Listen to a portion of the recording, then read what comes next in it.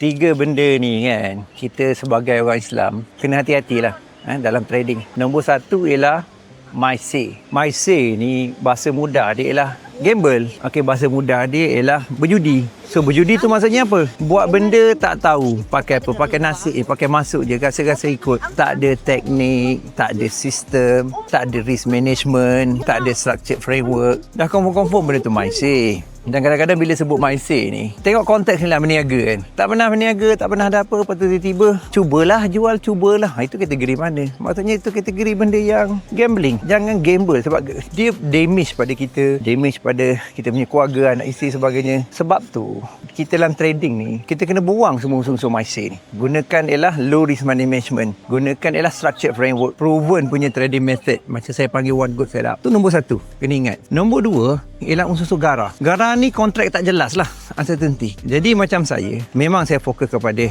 ETF, Exchange Traded Fund. Tapi ada a few instrument saya memang guna kontrak. Cuma bila kita kontrak atau derivatif ni, kena faham lah kan, broker tu selamat tak, regulated tak, duit tu sebenarnya ada tak, ataupun dia main dalam B-book saja. B-book tu dia tak hantar dekat liquidity market kan. Lepas tu even kena faham juga sistem tu kan. Dia kadang-kadang orang ingat semata-mata kalau kontrak ni bergantung kepada, contohnya lah, orang kalah orang untung. Kalau macam tu share market pun lebih kurang macam tu. Sebab dia konsep wealth creation dengan wealth transfer kan. Dia bukan semata wealth transfer, sebab kadang-kadang dalam konteks ni ialah orang yang running contohnya kontrak derivatif ni ataupun company tu, dia pun ada hedge dengan pasaran luar. So benda-benda maklumat kena tahulah sebanyak kan. Jadi bahasa mudah dia lah kontrak tak jelas. Itu ialah gara. Nombor 3 riba. Riba ni tricky sikit sebab konvensional punya bank, contoh kita kena interest sebagai sama sekarang, kena kan.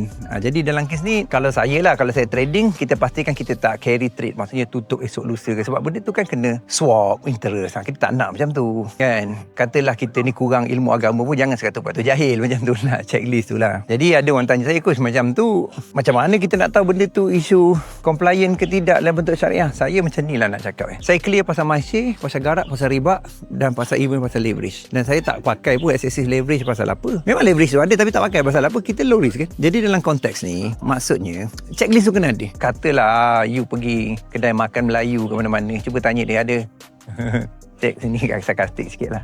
Ada segi halal lah saya nak makan. Saya rasa susah nak cari tu kan. Tapi kenapa kita yakin? Pasalnya dia Muslim, dia ambil produk Muslim. Benda-benda macam tu dia macam clear cut dari segi result yang memang ada. So itu yang saya rasa ialah you kena start think about, bagi tahu pada saya lah, kita kena tahu iaitu macam mana knowing buat benda tu secara sistematik ni, secara structure. Dan of course lah, nombor satu kena clear kan. Saya pun nak tenang juga, takkan nak pakai bantai macam tu. Jadi saya clear lah antara benda-benda macam tu. Jadi ambil tahu sikit lah, study sikit dan dapatkan result yang mungkin boleh bantu kita dengan, yalah duit tu betul tapi nak tenang juga kan. Macam tu lah point ni. Saya dekat Taiwan sebenarnya sekali habis race dekat High Rock tu, baju pun High Rock beli sebuah hari, baju basah sangat.